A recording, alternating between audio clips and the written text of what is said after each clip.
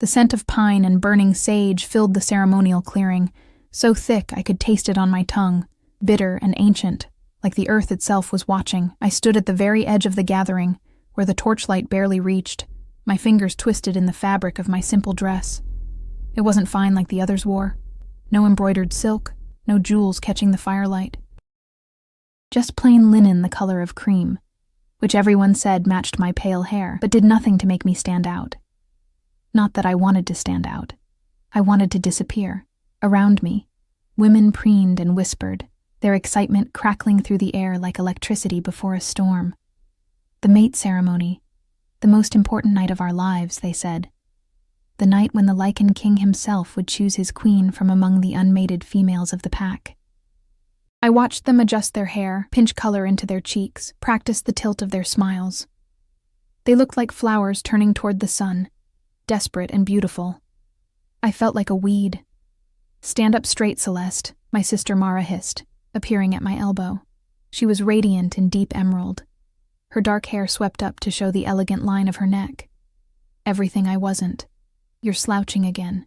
Do you want to embarrass our family?" I straightened automatically, though my heart wasn't in it. "I'm fine here, Mara. I don't need to be up front.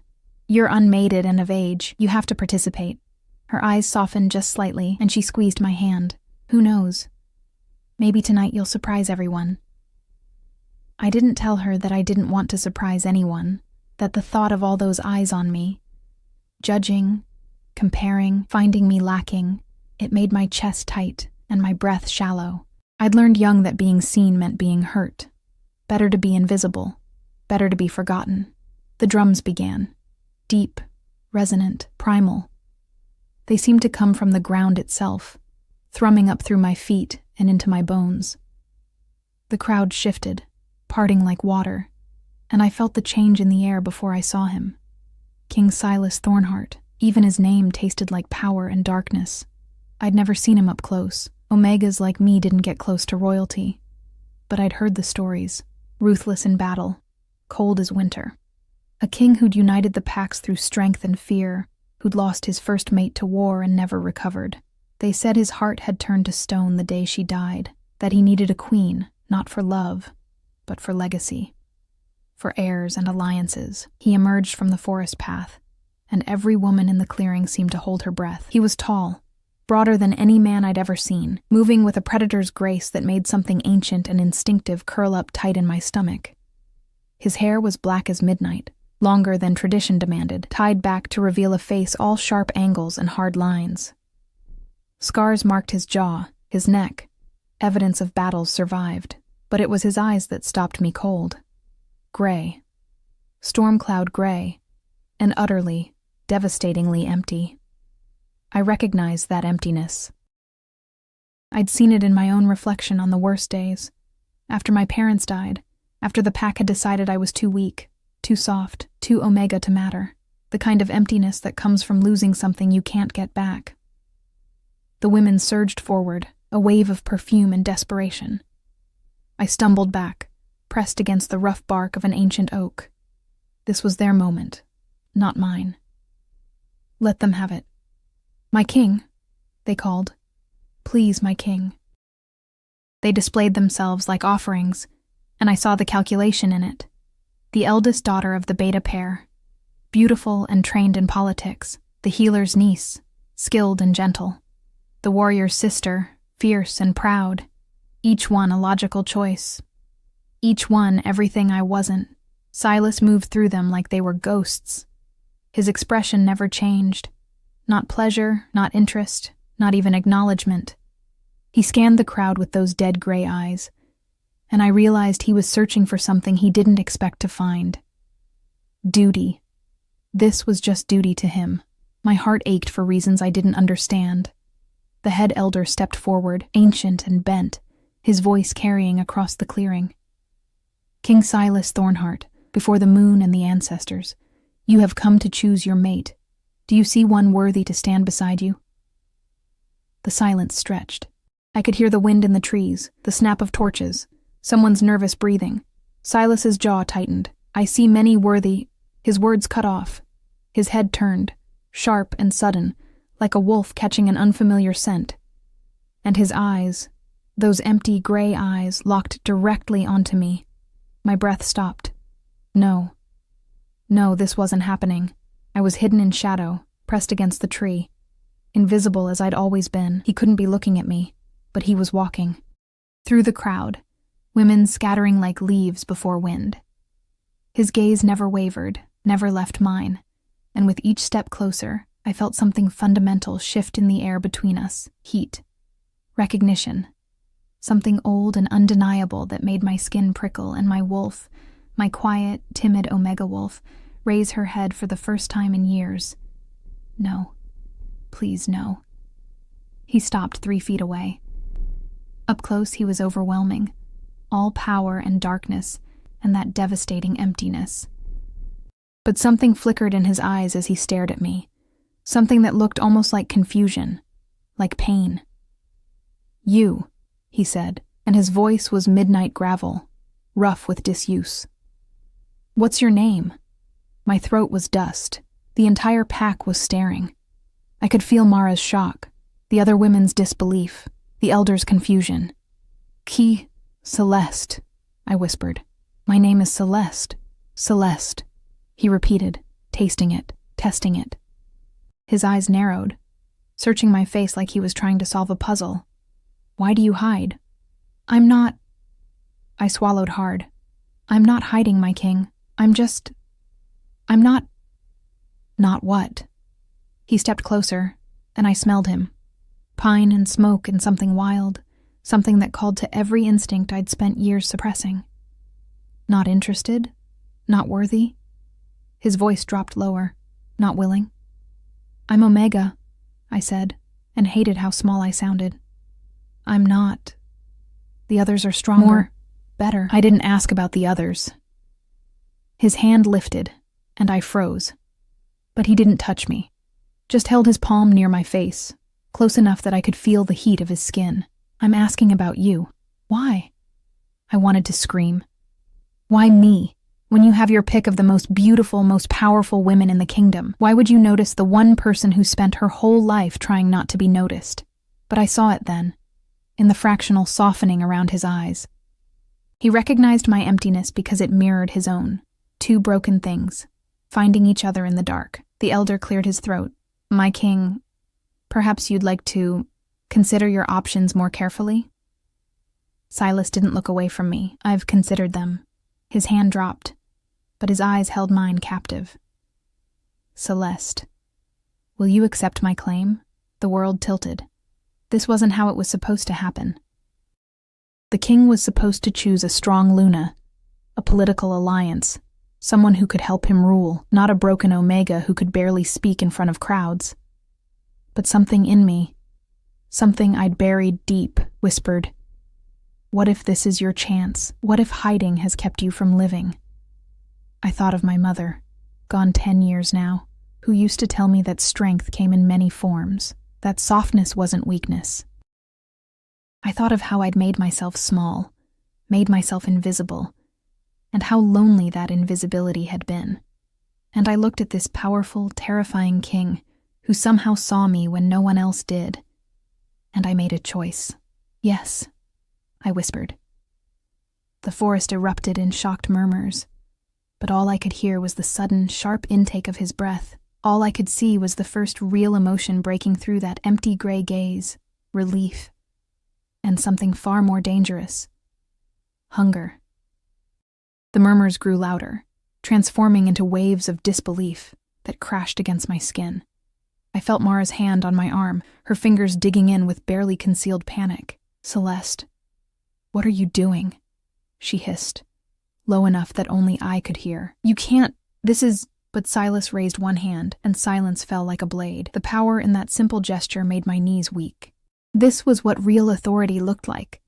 Not shouted demands or violent threats, but the kind of command that lived in the bones, that made even the strongest wolves lower their eyes. The choice is made, he declared, his voice carrying to every corner of the clearing. Celeste will be my queen. The head elder's wrinkled face creased with concern. My king, with respect, the Omega designation, is irrelevant. Silas's tone could have frozen fire. "Do you question my judgment, Elder Matthias?" The old man paled. "Of course not, my king. I merely—" "Then prepare the bonding ceremony." Silas's eyes found mine again, and I saw the question there, barely visible beneath the ice. "Are you certain? Do you understand what you're agreeing to?" I wasn't certain of anything except that something had shifted in me the moment he'd looked at me, something that felt like waking up after a long, dreamless sleep. For the first time in 10 years, since I'd watched them lower my parents into the ground, I felt something other than the dull ache of existing. I felt alive. I nodded, just slightly, and watched that hunger in his eyes sharpen. The crowd parted again as he gestured toward the ceremonial platform at the clearing's center. I'd watched other bondings from the shadows, the rituals, the vows, the mingling of blood that would tie two wolves together for life. I'd never imagined myself standing there. My legs felt like water as I walked, Silas a silent, solid presence at my side. He didn't touch me, but I could feel him there like heat from a flame, could sense his wolf just beneath his skin, watchful and tense. We climbed the 3 steps to the platform. Below us, hundreds of faces stared up, shocked, confused, some openly hostile. I saw Vivian Ashcroft, the beta's daughter, her beautiful face twisted with rage. Saw the warriors' wives whispering behind their hands. Saw the way the Omegas in the back looked at me with something between awe and terror. I'd broken the order of things. I'd stepped out of my place, and there was no going back. Elder Matthias joined us on the platform, carrying the ceremonial blade, silver, ancient, inscribed with runes I couldn't read. Moonlight caught the edge, making it gleam. "Celeste of the Thornheart Pack," he intoned, though his voice wavered slightly. "Do you come to this bonding of your own free will?" My throat was sand again, but I forced the words out. "I do."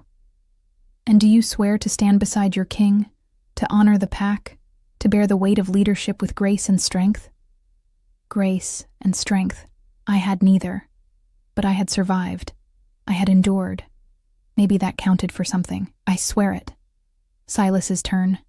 His answers came swift and sure, his voice never wavering. When the elder called for our hands, I extended mine, trembling visibly. Silas's hand engulfed it, rough with calluses, hot enough to burn, steady where I shook.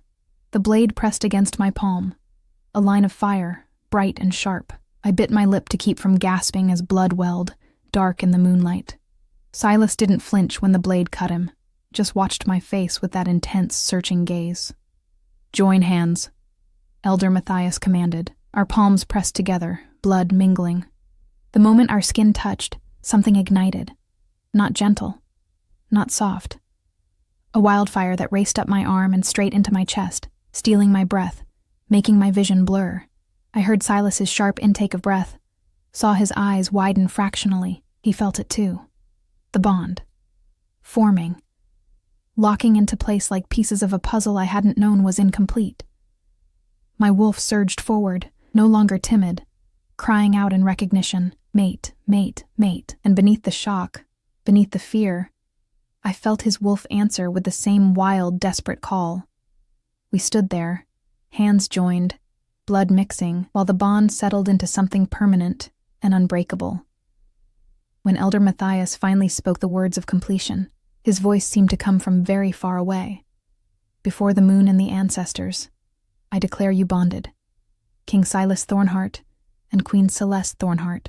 May your union bring strength to the pack, and may the ancestors guide your path." Queen Celeste. I was going to be sick.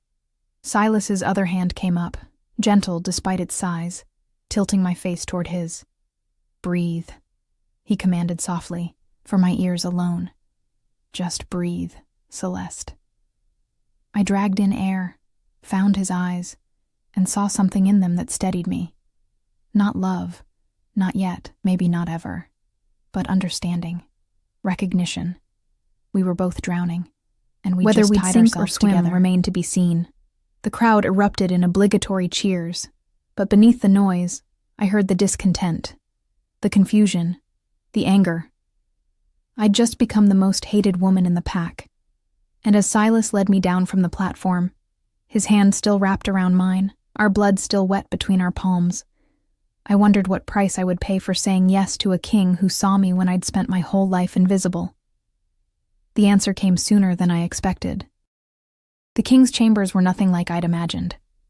I'd expected opulence, gold and marble, thick carpets and crystal chandeliers like the grand hall where the pack held formal gatherings. Instead, Silas led me through heavy oak doors into a space that felt more like a warrior's den than a king's suite. Stone walls bare except for mounted weapons, swords, axes, claws preserved from fallen enemies. A massive fireplace dominated one wall, flames casting dancing shadows across sparse furniture. Everything functional, nothing decorative, nothing soft, except the enormous bed that occupied the far corner, draped in dark furs that looked warm enough to survive a northern winter. My heart hammered against my ribs. Silas released my hand the moment we crossed the threshold, putting distance between us with deliberate steps. He moved to a side table where crystal decanters caught the firelight, poured something amber into 2 glasses. His movements were controlled, careful, like he was fighting to maintain composure. "You should clean that," he said, without turning, gesturing toward my palm. The cut had stopped bleeding but remained angry and red. "There's water and cloth in the bathing chamber. Through there." He pointed to a door on the left, still not looking at me. I stood frozen, suddenly aware that I was alone with this man, this stranger, who was now my husband, my mate, my king. The bond hummed between us, new and raw, pulling me toward him even as every instinct screamed to run. "I can feel your fear," Silas said quietly, finally turning. His gray eyes found mine across the room.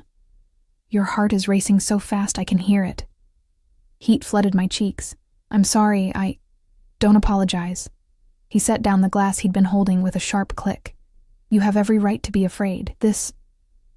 He gestured between us, a muscle jumping in his jaw. This wasn't supposed to happen. The words stung more than they should have. "Then why did you choose me?" Silence stretched. The fire crackled and popped. Outside, I could hear distant voices, the celebration continuing without us, the pack drinking and dancing while their new queen stood trembling in her mate's chambers. "I don't know," Silas finally admitted, and the honesty in his voice surprised me. He ran a hand through his dark hair, disheveling it. When I walked into that clearing, I had already decided. Vivian Ashcroft. Strong bloodline, political advantage, trained for leadership. It made sense. Then what changed? His eyes locked on mine with an intensity that made my breath catch. "I saw you." 3 words. Simple. Devastating. You were pressed against that tree like you wanted to become part of it, like you'd spent your whole life trying to disappear. He moved closer, slow and careful like approaching a wild animal. And I understood that feeling. I've been disappearing too, Celeste. For 3 years since Morgana died, I've been nothing but duty and cold decisions. I've been empty. He stopped a few feet away, close enough that I could see the scars that marked his skin, the weariness etched around his eyes. "When I looked at you, I felt something. For the first time in 3 years, I felt something other than nothing." His voice dropped lower, rough with emotion. "I don't know if that's enough. I don't know if I'm being selfish, tying you to a broken king, but I couldn't walk away." My throat burned with unshed tears. All my life I'd felt like a mistake, too weak, too soft, too omega. But this powerful man, this king, was telling me he was broken too. That maybe we were both just trying to find something real in the emptiness. "I'm not strong like Vivian," I whispered. "I can't fight or strategize or... I don't need another warrior." Silas's hand lifted, hovering near my face like it had in the clearing, not quite touching. "I have 100 warriors. What I need..." He paused, something vulnerable flickering across his features. "What I need is someone who understands what it's like to hurt." The tears spilled over then, hot tracks down my cold cheeks. He caught one with his thumb, the touch so gentle it made me ache. "Clean your hand," he said softly, stepping back. "Then rest. We have 3 days before the coronation ceremony, and the pack will be watching every move you make. You'll need your strength." I nodded, not trusting my voice, and fled to the bathing chamber. The next morning arrived too quickly, announced by harsh sunlight streaming through windows I hadn't noticed in the darkness. I woke alone in the massive bed, buried in furs that smelled like pine and smoke, like Silas. He'd never joined me. At some point in the night, exhaustion had claimed me, but I had no idea where he'd slept. A soft knock at the door made me sit up, clutching the furs to my chest. "My queen?" A female voice, unfamiliar. "May I enter?" Queen. I'd never get used to that. "Yes," I called, my voice rough with sleep. The door opened to reveal a woman about my age, dark-skinned with kind eyes and an efficient manner. She carried an armful of fabric, deep burgundy silk that caught the light. "I'm Nina, my queen. I've been assigned as your lady's maid." She dipped into a curtsy that made me uncomfortable. "I've brought your dress for the pack breakfast. The king requests your presence in the great hall within the hour." Pack breakfast, where hundreds of wolves would gather to see their new queen, where I'd have to face all those hostile stares, all that judgment. My stomach twisted. "I can help you prepare," Nina offered, seeming to sense my distress. "And I should warn you, it won't be easy. There's talk." "What kind of talk?" Nina hesitated, then seemed to decide honesty was better. "Some of the high-ranking females are upset. They expected the king to choose someone with status, political connections. There are rumors that you used Omega tricks to seduce him, that the bond isn't real." Ice flooded my veins. "That's not... I didn't... I know, my queen." Nina's voice was gentle. "I was there.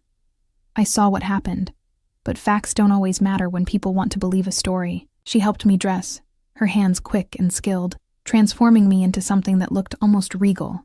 The burgundy silk fit perfectly, cinched at the waist with gold embroidery at the neckline. She braided my pale hair into an intricate crown, leaving a few strands loose to soften my face. When I looked in the mirror, I barely recognized myself. "You look every inch a queen," Nina said, satisfaction in her voice. I looked like a fraud. The walk to the Great Hall felt like a march to execution. Nina accompanied me, providing a quiet, steady presence. But my hands still trembled. The bond pulled at me, telling me Silas was close, that I'd feel better once I saw him. I pushed through the massive doors, and conversation died. The Great Hall was packed, long tables filled with pack members breaking their fast, the smell of roasted meat and fresh bread thick in the air, but every eye turned to me, and the weight of their attention nearly drove me back out the door. Then I saw Silas. He sat at the head table on a raised platform, alone. And the moment our eyes met, the bond flared warm in my chest. His expression didn't change, but something in his gaze softened fractionally. He stood, the movement drawing every eye to him instead of me. "My queen," he said, his voice carrying across the hall. "Join me." It wasn't a request. I walked the length of that hall with my spine straight and my head high, even though I felt every whisper like a knife between my ribs. Vivian Ashcroft sat at a table near the front, her beautiful face a mask of cold fury. Other high-ranking females clustered around her, their disdain palpable, but I kept walking.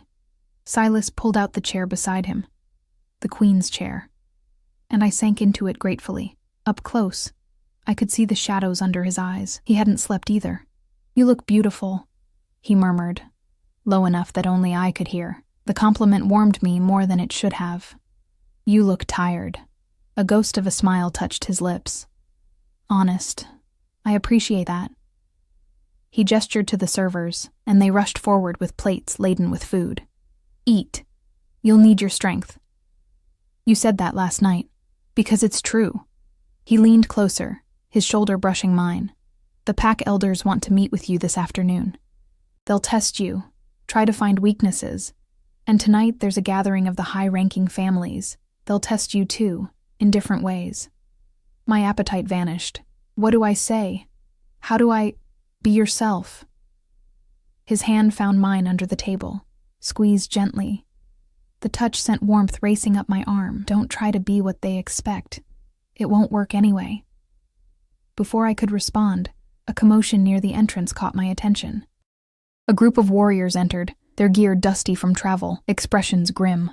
The one in the lead, a massive man with a scar bisecting his left eyebrow, made straight for our table. "My king." He bowed shortly. "We need to speak, privately.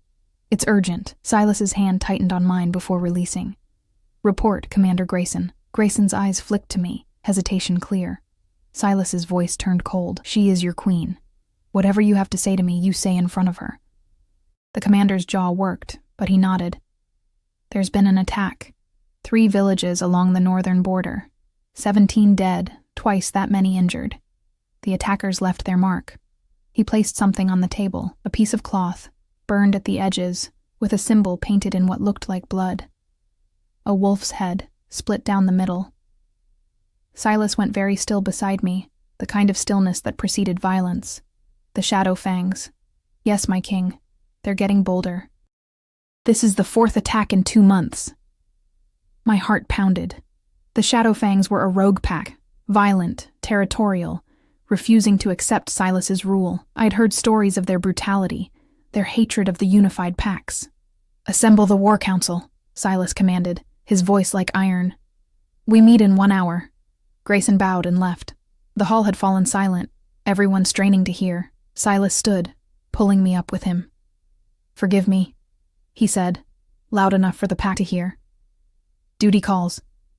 My queen will represent us at the elder meeting this afternoon." Panic clawed at my throat. Alone? I had to face the elders alone? But Silas's eyes held mine, and I saw the question there. "Can you do this? Can you be what I need you to be?" I thought of my mother again. Strength comes in many forms. "Of course, my king," I said, and my voice only shook a little. His hand cupped my cheek, the gesture intimate and public, a statement.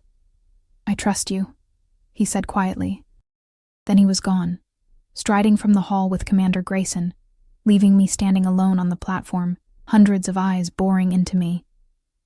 And somewhere in the crowd, I heard Vivian Ashcroft laugh, cold and sharp and cruel.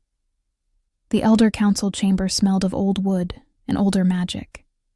5 wolves sat in a semicircle, their combined age spanning centuries, their combined power enough to make the air itself feel heavy.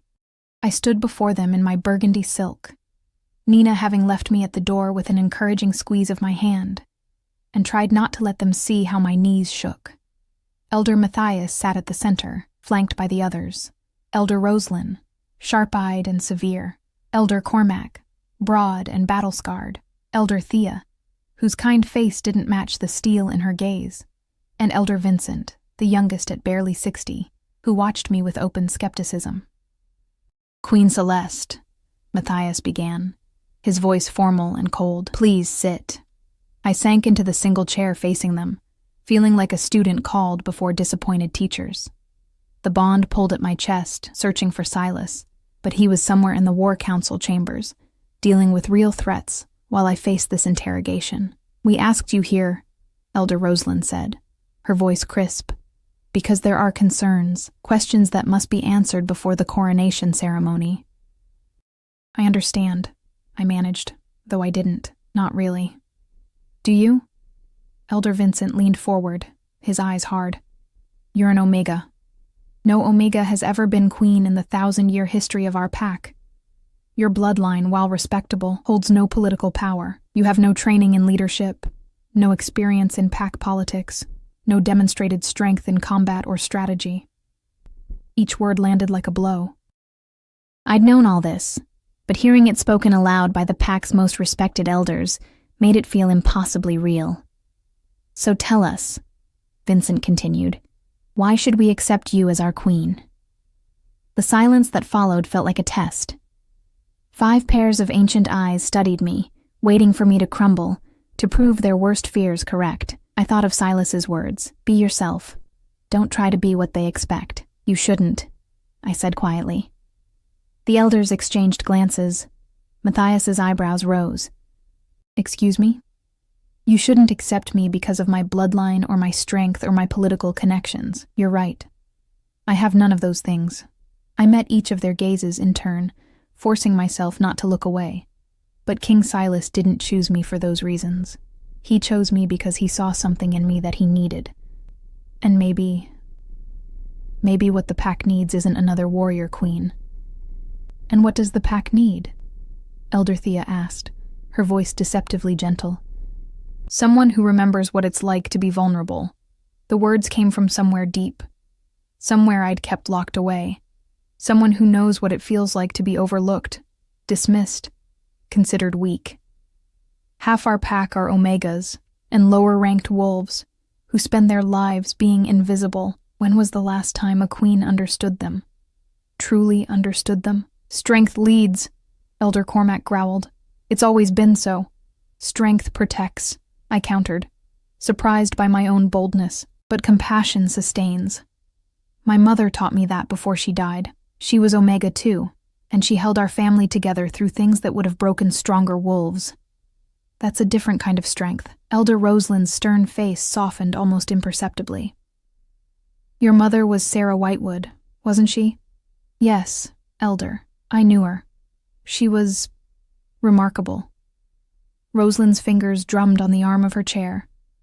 But you're not your mother, child, and the challenges you'll face as queen are far greater than managing a household. I know. My voice dropped. I know I'll fail. Probably often. I'll make mistakes and embarrass myself and give you 100 reasons to regret this, but I'll try. I'll learn. And I won't pretend to be something I'm not just to make everyone more comfortable. Vincent snorted. Pretty words. But words don't stop the shadow fangs. Words don't manage alliances or navigate pack politics. No. I agreed. But I'm not alone. I have King Silas. I have advisors. And if you give me a chance, I'll have you. If you're willing to teach rather than just judge. The elders fell silent, communicating with glances and subtle gestures born of decades working together. My heart hammered. I'd probably just sealed my own fate, admitting weakness, asking for help. Finally, Elder Matthias spoke. You're honest, at least. That's more than can be said for some who've sought power. He paused, studying me. But honesty alone won't be enough. The coronation is in 3 days. Between now and then, we'll be watching. Every move, every word, every decision. Prove to us that you can learn, that you can grow into this role, and if I can't, his smile was grim, then the pack will demand answers, and King Silas will have to choose between his mate and his kingdom. The words sent ice through my veins, but I lifted my chin. Then I'd better not fail. I left the council chamber with my head spinning and my confidence shattered. Nina waited outside, took one look at my face, and guided me not back to the king's chambers but to a small garden tucked behind the main keep. The evening air was cool, scented with night-blooming jasmine, and blessedly empty of judging eyes. Sit, Nina commanded gently, pressing me onto a stone bench. Breathe. You did well. How would you know? You weren't there. Because you're still standing, still fighting. She sat beside me, her presence warm and solid. The elders could have dismissed you outright. They didn't. That means something. Before I could respond, footsteps crunched on the gravel path. I looked up to find 3 women approaching. Young, well-dressed, their smiles sharp as knives. Vivian Ashcroft led them, flanked by 2 others I recognized from the ceremony. Her beauty was undeniable, even in the moonlight. All dark hair and perfect curves, and the kind of confidence that came from never being told no. Nina, you're dismissed, Vivian said, her tone suggesting this wasn't a request. Nina looked at me, uncertain. I nodded, though my stomach churned. It's fine. I'll be okay. She left reluctantly, and I stood to face the 3 women alone.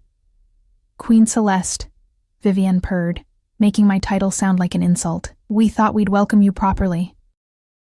Since the king seems too busy with his wars to see to your education? The other 2 laughed, the sound like breaking glass. What do you want? I asked, trying to keep my voice steady. Just to understand. Vivian circled me slowly, predatory. What did you do? What Omega trick did you use to trap a king? I didn't trap anyone. No? She stopped in front of me, close enough that I could smell her perfume. Expensive. Cloying. Because from where I stand, you went from nobody to queen overnight. That doesn't happen without manipulation. The bond. The bond is convenient, isn't it? One of her companions, a blonde with cold blue eyes, stepped closer. Some omegas can fake heat sense, trigger false bonds.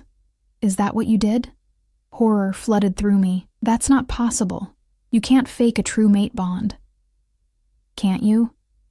Vivian's smile turned vicious. There are old magics, dark magics. Maybe you're more clever than you look. I didn't use magic. I didn't use anything.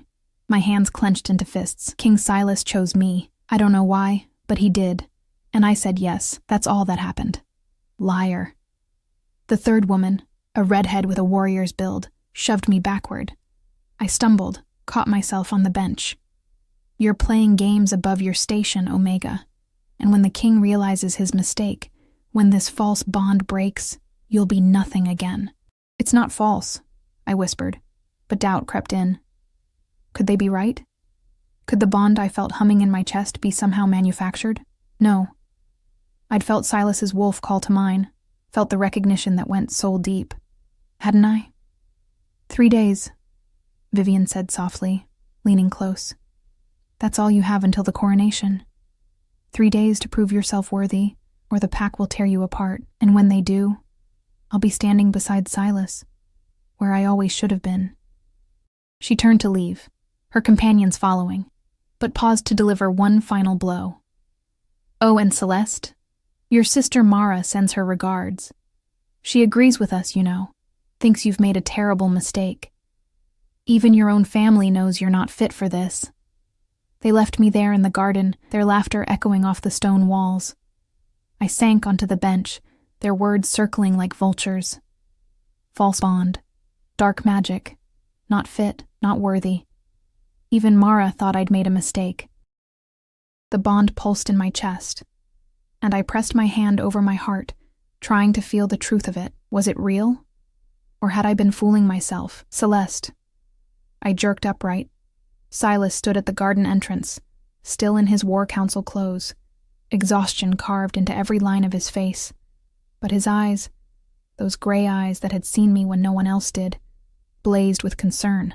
How long have you been standing there? My voice came out broken. Long enough. He crossed to me in 3 strides, dropped to one knee so we were eye level. Long enough to hear Vivian's poison. Is it poison, or is it truth? I hated how small I sounded. Maybe the bond isn't... His hand cupped my face, firm and warm. Listen to me. The bond is real. I've had a true mate before. I know what it feels like.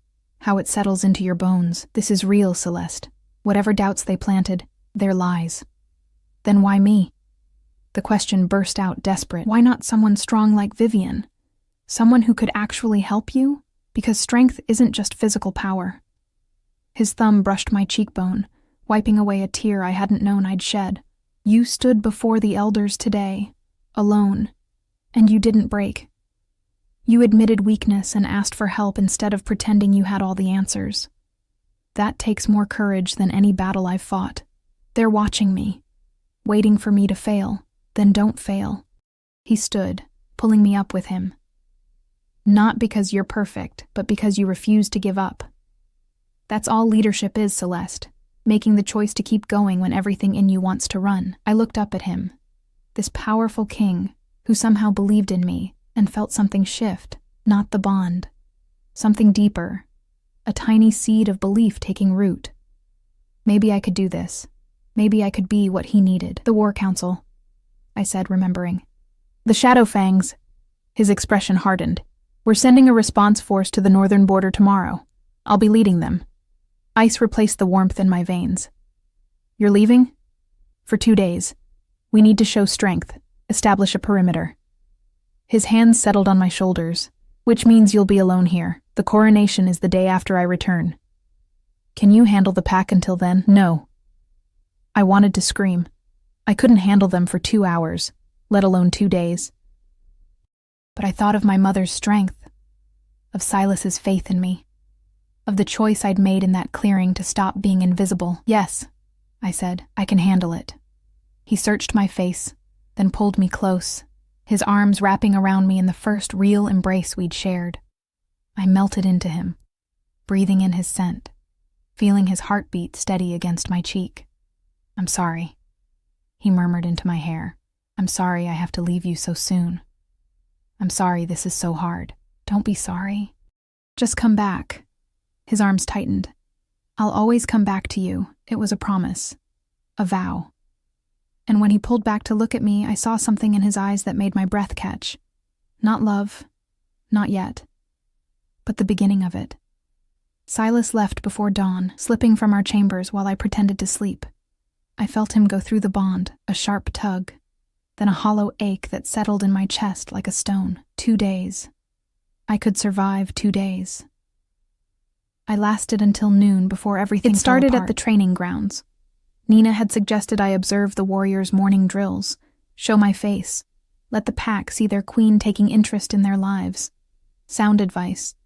What she hadn't mentioned was that Vivienne would be there, demonstrating combat techniques to a group of younger females. I stood at the edge of the sparring ring, trying to look regal in a deep green dress that felt too fine for the dusty training yard. The warriors moved through their forms with brutal grace, punches, kicks, throws that would shatter bones. Vivienne led them, her body a weapon honed to perfection. She saw me watching and smiled that vicious smile. "Queen Celeste," she called out, loud enough that every head turned. "How wonderful of you to join us. Perhaps you'd like to demonstrate some techniques for the younger wolves." My stomach dropped. "I'm just here to observe. Nonsense." She gestured me forward, her eyes gleaming with malice. "A queen should be able to defend herself, shouldn't she? Come, show us what you know." Trapped. If I refused, I'd look weak. If I agreed, I'd humiliate myself in front of half the pack's warriors. Either way, she won. I stepped into the ring on trembling legs. The pack dirt felt unstable beneath my feet. Around me, warriors gathered to watch, their expressions ranging from curiosity to poorly concealed amusement. "Let's start simple," Vivienne purred. "Defensive stance." I tried to mirror the position she demonstrated, but my limbs felt awkward, uncoordinated. I'd never trained for combat. Omegas weren't expected to fight. We were expected to submit, to serve, to stay out of the way. No. Vivienne circled me like a shark. "Your feet are too close together. Your weight is all wrong. Here, let me show you." She moved faster than I could track, sweeping my legs out from under me.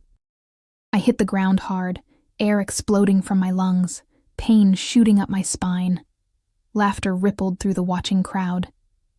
"Again," Vivienne commanded, hauling me up by my arm. A queen must be resilient. I tried to set my stance properly this time, but she struck again, a light push that nonetheless sent me sprawling. More laughter. My dress tore at the knee, dirt grinding into the expensive silk. Again, and again, and again. Each time I fell, each time the laughter grew louder, I felt pieces of myself crumbling. This was what they wanted, to see me broken, to prove I didn't belong. On the 6th fall, something inside me snapped. I stayed down, breathing hard, tasting blood from where I'd bitten my lip. The bond ached in my chest, searching for Silas, finding only distance. He wasn't here. I was alone with these wolves who hated me, and no amount of pretending would change that. "Had enough?" Vivienne asked, standing over me. "Ready to admit you're not fit for this?"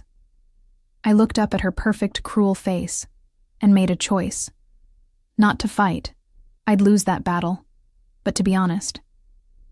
"You're right," I said clearly, loudly enough that everyone could hear. "I can't fight like you. I'm not a warrior. I never will be." Vivienne's smile widened, victorious. "But I'm still your queen." I pushed myself upright, ignoring the pain, the dirt, the ruined dress. And maybe that means something different than it did before.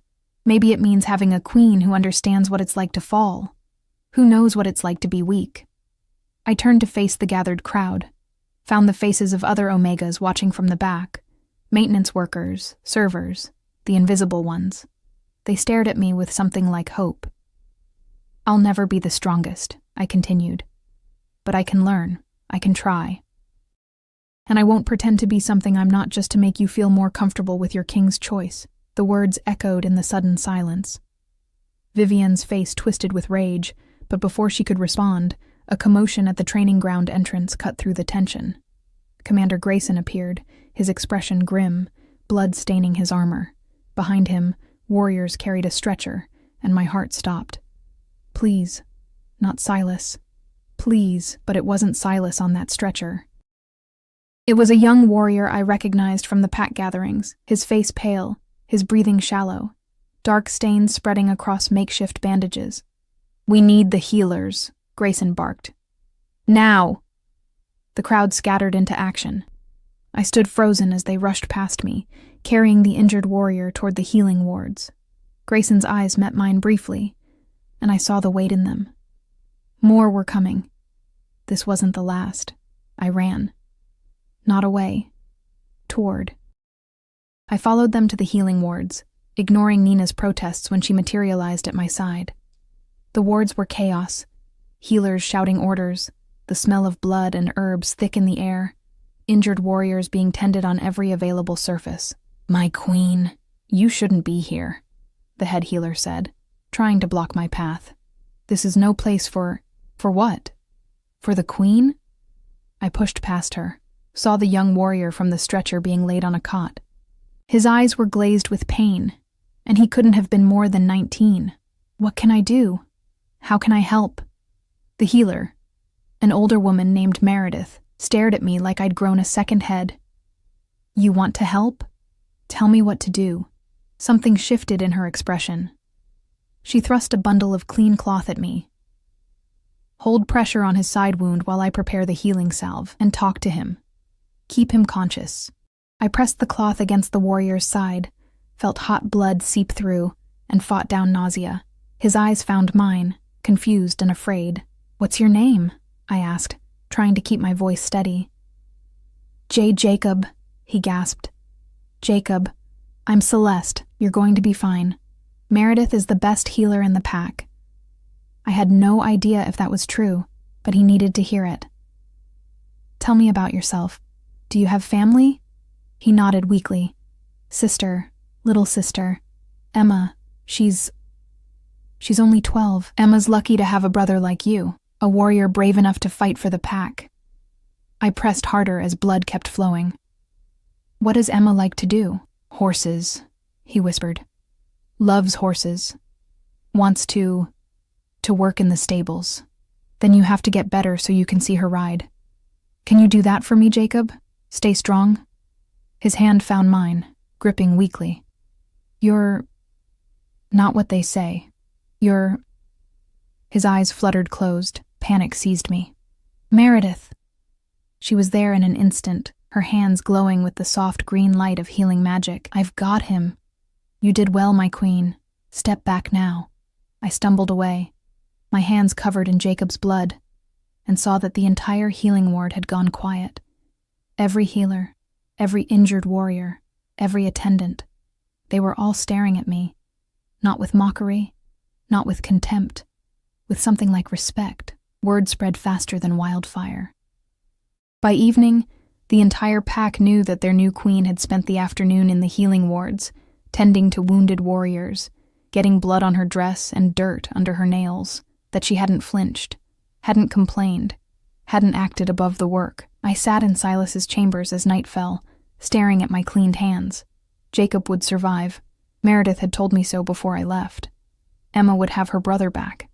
That knowledge warmed something deep inside me. A knock at the door pulled me from my thoughts. "Come in." Mara entered, and my heart clenched. My sister looked different than she had at the ceremony, older somehow, tired. We hadn't spoken since that night, and Vivian's words echoed in my mind. "Even your own family knows you're not fit for this." "Celeste," Mara said softly, "can we talk?" I nodded, unable to speak. She sat across from me, her hands twisting in her lap. "I heard what happened today, at the training grounds. The healing wards." She looked up, and I saw tears in her eyes. "And I heard what Vivian said to you last night, that I agreed with her, that I thought you'd made a mistake. Did you?" My voice came out small. "I was scared for you." Mara's voice broke. "You're my little sister. You've spent your whole life being hurt, being overlooked, and suddenly you're thrust into the spotlight as queen. I thought it would destroy you. Maybe it will. No. She reached across, took my hands. I was wrong. What you did today, standing up after Vivian humiliated you, going to the healing wards when you could have hidden, that wasn't weakness. That was strength I didn't know you had. Tears spilled down my cheeks. I'm terrified, Mara. Every moment, I'm terrified I'll fail, that I'll prove everyone right. Then fail. She squeezed my hands. Fail and get back up. That's what you did today. And it changed minds. I saw it. The Omegas are talking about you like you're their champion. The warriors respect what you did for Jacob. You're becoming what they need, Celeste. Not a warrior queen. Something different. Something better. We cried together, holding each other like we had when our parents died, when the world felt too big and too cruel. But this time, the tears felt cleansing, healing. When Mara left, promising to visit again tomorrow, I felt lighter, stronger. The bond flared suddenly in my chest, warm and urgent. I gasped, pressing my hand over my heart, and felt Silas reaching back across the distance. Not words, we couldn't communicate like that yet, but emotion, concern, pride, love. No, not love, not yet, but getting closer. I reached back through the bond, sending everything I felt, fear, hope, determination, gratitude. Felt his response like a caress across my soul. I'm coming home, the bond seemed to whisper. Hold on. I'm coming home. The next day brought more injured warriors from the border, fewer this time, and none as critical as Jacob. But I was there in the healing wards again, helping where I could, learning the names of the wounded, listening to their stories. I also started something new. Between tending to the injured, I visited the Omega quarters, the section of the compound where lower-ranked wolves lived, places the previous queens had never bothered to see. The conditions shocked me. Cramped rooms, leaking roofs, inadequate heating. These wolves worked themselves to exhaustion serving the pack, and this was how they lived? It's always been this way, one of the Omega mothers told me, a woman named Clara who worked in the kitchens. She held a baby on her hip, 2 more children clinging to her skirts. The resources go to the warriors, the high-ranking families. We just make do. I thought of the opulent great hall, the fine dresses, the excess I'd seen in the upper levels. This isn't right. With respect, my queen, talking about what's right doesn't fix leaky roofs. She was right. Words meant nothing without action. I found the pack's master builder that afternoon, a gruff man named Thomas, who looked skeptical when I explained what I wanted. The Omega quarters? My queen. We have other priorities. Make this a priority. I channeled every bit of authority I could muster. I want repairs started immediately.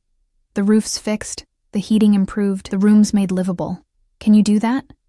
He studied me for a long moment. It'll cost resources. The elders might object. Let them object to me. I lifted my chin. This is my first command as queen. Will you follow it? Thomas's weathered face cracked into a smile. Yes, my queen. I'll start tomorrow.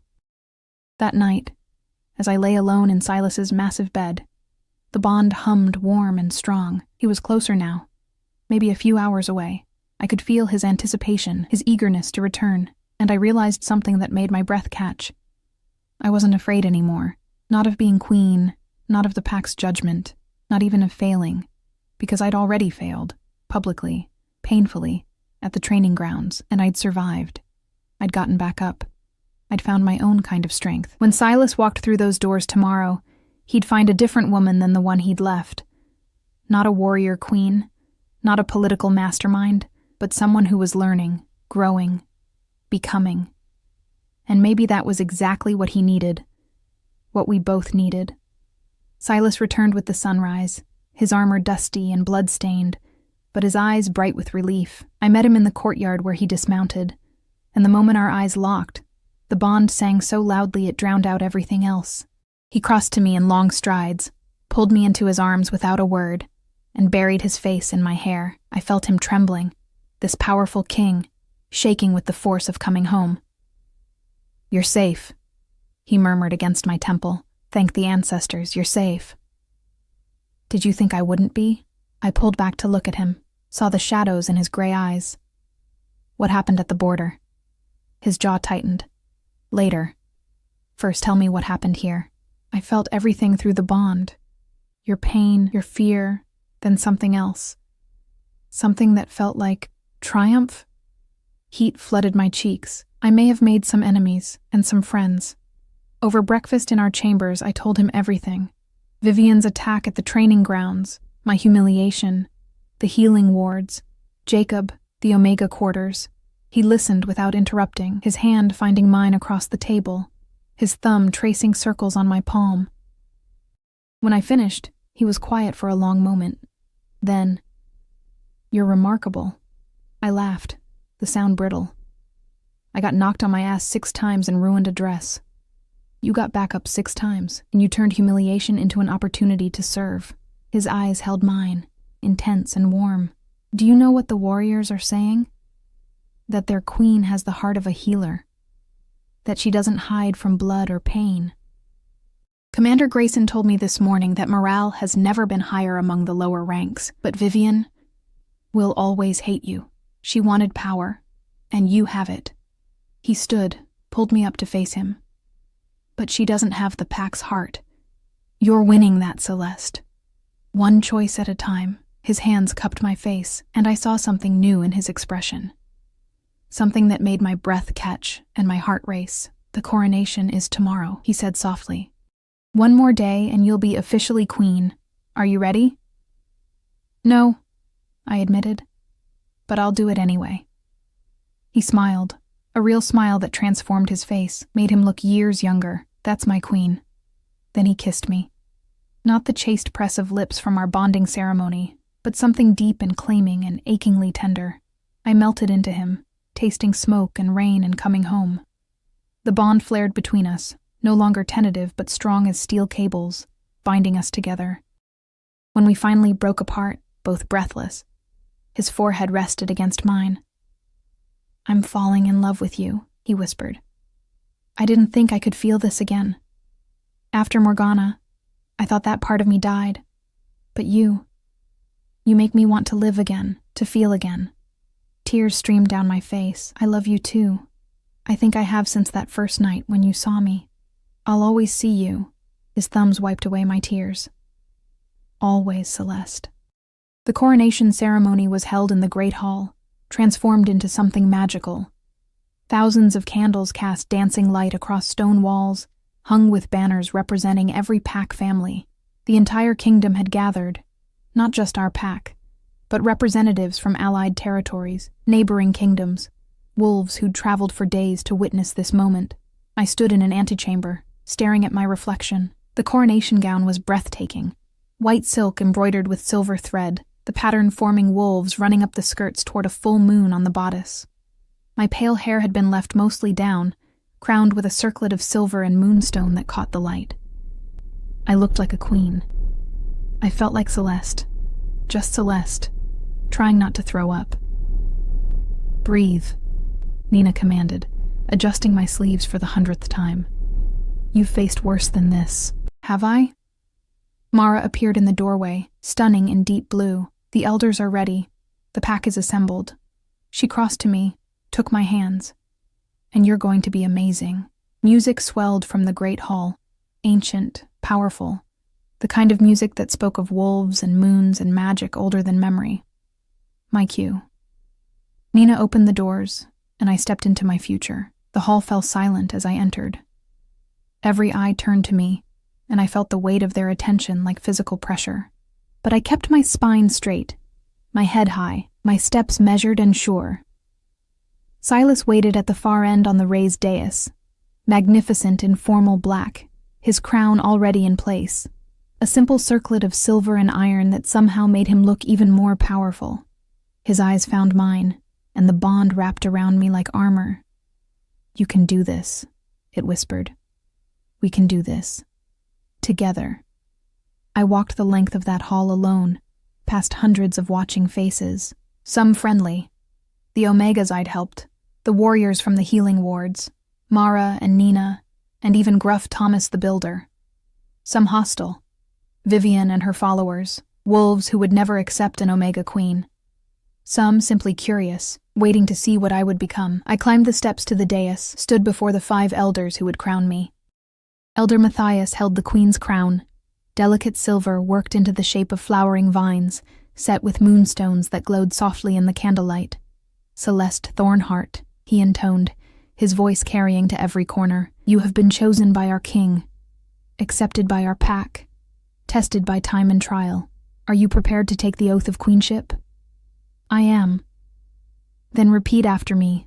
I, Celeste Thornheart, do solemnly swear to serve this pack with all my heart, all my strength, all my wisdom. To lead with compassion and rule with justice. To protect the weak and honor the strong. To stand beside my king in times of peace and war. To give my life if necessary. For the good of all wolves under my care. I repeated the words, my voice steady and clear, and felt their weight settle into my bones. This was real. I was really doing this. Then by the power vested in me by the ancestors and the ancient laws, I crown you Queen Celeste Thornheart, Luna of the United Packs, protector of the realm. Matthias placed the crown on my head, and it fit perfectly, neither too heavy nor too light. May you reign with wisdom and grace. The hall erupted in cheers. Not universal, but loud enough, real enough. I turned to face them, my people, and saw hope in so many faces. The Omegas standing taller, the mothers holding their children close. Even some of the warriors nodding with approval. Silas stepped forward, took my hand, raised it high. Your queen, he declared, his voice ringing with pride and power. Queen Celeste! The cheer that followed shook the rafters. The celebration feast lasted hours. I sat beside Silas at the high table, accepting congratulations from an endless stream of pack members and foreign dignitaries. Some were genuine, some clearly forced, but I smiled and thanked them all. Jacob appeared halfway through the feast, still pale but standing on his own, his little sister Emma clutching his hand. He bowed awkwardly, his injuries making the movement stiff. My queen, he said, I wanted to thank you for saving my life, for seeing me when, his voice caught. When I thought I was nobody, I stood, descended from the dais despite protocol, and took both his hands in mine. You were never nobody, Jacob. You're a warrior who fights for his pack. A brother who loves his sister. That makes you somebody very important. Emma tugged on my dress, her eyes wide. You're pretty, like a fairy queen. I knelt down to her level, ignoring the expensive silk gathering dust from the floor. Thank you, Emma. I heard you love horses.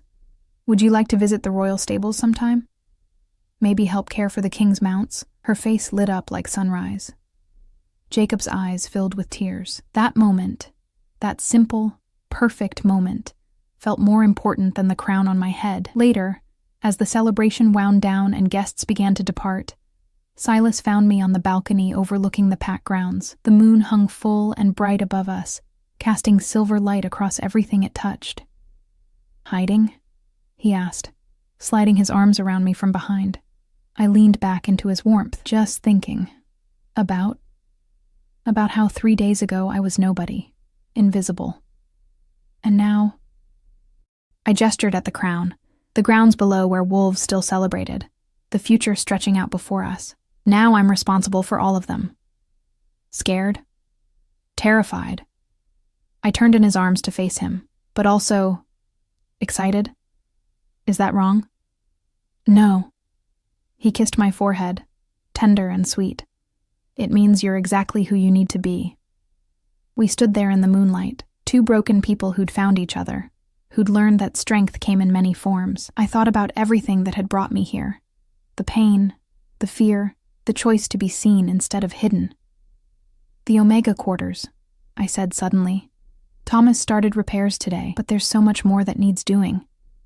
I want to establish a fund, divert resources from the excess in the upper levels. Make sure every wolf in this pack has decent housing, adequate food, access to healers. Silas pulled back to look at me, something like wonder in his eyes. You want to restructure pack resources? Is that too much? I know it'll upset the high-ranking families, but it's perfect. He cupped my face, his smile blazing. It's exactly what this pack needs. What I need. A queen who sees what I miss, who cares about the wolves I've overlooked. We'll do it together, I said firmly. I can't fight like you, can't strategize like you, but I can see the people who need help. And together, we can build something better. Together, he agreed, and kissed me again. 3 months later, I stood in that same Omega quarter, no longer cramped and leaking, but warm and repaired, with proper rooms and functioning heating. Clara held her baby while her other children played in the new common area, their laughter bright as bells. "My queen," she said, bouncing the baby on her hip. "You've done so much. We never dreamed. You deserve decent homes," I interrupted gently. "All of you. This is just the beginning." And it was. In 3 months, I'd established the Omega Welfare Fund, created a council to hear grievances from lower-ranked wolves, implemented fair labor practices. The changes had caused uproar among the high-ranking families. Vivian had led the opposition naturally, but Silas had stood firm beside me. And slowly, reluctantly, the pack had begun to change. I'd also started training, not in combat. I'd never be a warrior, but in healing, in mediation, in the skills that played to my strengths. Meredith had taken me as an apprentice in the healing wards. Elder Thea taught me conflict resolution. I was becoming something new, something this pack had never had before. A queen who led with compassion instead of strength, who healed instead of fought, who saw the invisible and gave them voice. Jacob had fully recovered and now led a new initiative, training programs for young warriors from Omega families, giving them opportunities they'd never had. Emma practically lived in the royal stables, her joy contagious as she cared for the horses she loved. The Shadowfangs remained a threat on the borders, but Silas's forces had pushed them back, established peace for now. He still led his warriors into battle when needed, but he always came home to me, and each time, the bond between us grew stronger, deeper, until I couldn't imagine existing without it. I found him that evening in our chambers, poring over border reports. He looked up when I entered, his face transforming from stern concentration to soft welcome. "How was the Omega quarter?" he asked, pulling me into his lap. "Wonderful. Clara's family is settling in well." I nestled against his chest, listening to his heartbeat. "Silas? Do you ever regret it? Choosing me instead of someone who could have made things easier?" He was quiet for a moment, his hand stroking through my hair. "Every choice has consequences. Some of the high-ranking families still resist your reforms. Vivian's faction causes problems. Foreign dignitaries question why the Lycan king chose an Omega." My heart sank. "So you do regret." "I regret nothing." He tilted my face up to his gray eyes blazing with certainty. "You've changed this pack in ways I never could have. You've given hope to wolves who had none. You've shown me that strength isn't just about power. It's about compassion, resilience, the courage to keep going when everything's against you." His thumb traced my cheekbone. "You've healed parts of me I thought were dead. How could I ever regret that?" "I love you," I whispered, tears blurring my vision. "I love you more." He kissed me softly. "My queen, my mate, my heart." 6 months after the coronation, I stood on the same balcony where Silas and I had talked on that pivotal night, watching the pack grounds transform for the summer festival. Children played, families gathered, Omega and Highborn mingling freely in ways that would have been unthinkable a year ago. The changes weren't complete. They might never be complete. There was still resistance, still wolves who thought an Omega queen was beneath them. But the pack was healing, growing, becoming something better. Silas joined me, sliding his arms around my waist from behind, and I leaned back into his warmth. We stood there together, watching our pack, our family, our kingdom. "Do you remember that night?" I asked softly. "At the mate ceremony, when you chose me?" "Every moment," he murmured against my hair. "I remember thinking you looked like you wanted to disappear into that tree, like you'd given up on being seen." I had.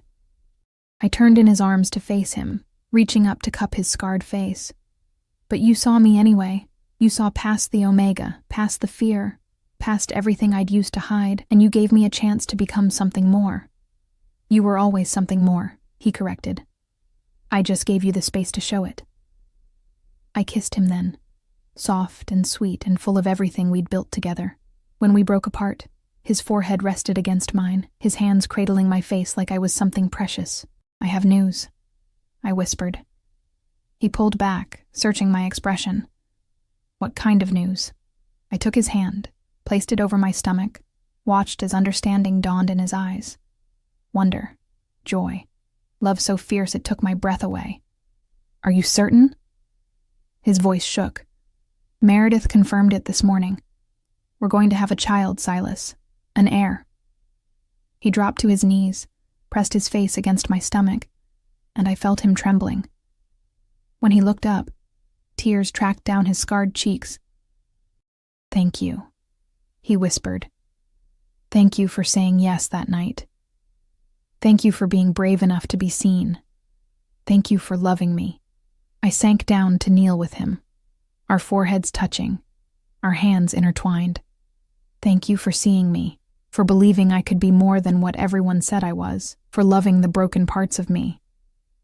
You were never broken, he said fiercely, just waiting to bloom. We stayed there as the sun set, two wolves who'd found each other in the darkness, who'd built something beautiful from pain and fear and the courage to try. The festival music drifted up from below, carrying laughter and hope and the sound of a pack healing. I thought of that girl who'd hidden against a tree, desperate to be invisible, certain she'd never be enough. And I wished I could tell her, your softness isn't weakness. Your compassion isn't failure. The parts of you that others call weak are actually your greatest strength. And one day, a king will see you, really see you, and everything will change. I thought of my mother, gone 10 years now, who'd taught me that strength came in many forms, who'd shown me that surviving was its own kind of victory. I did it, Mama, I thought. I stopped hiding. I chose to be seen, and I became something more. Silas kissed me again, tender and claiming, and I tasted our future in it. Raising our child, leading our pack, building a kingdom where all wolves mattered, not just the strong, where Omegas could dream of being more, where compassion was valued as much as strength, where a shy Omega who once hid in shadows could stand in the light and shine. The moon rose full and bright above us, blessing our union, blessing the life growing inside me, blessing the pack we would lead together. And for the first time in my entire life, I felt completely, perfectly whole. I was Celeste Thornhart, Omega, healer, queen, mate to a king who saw me when I was invisible, mother to the future of a changing kingdom. And finally, after so many years of hiding, I was exactly who I was always meant to be. Home, whole, loved, free.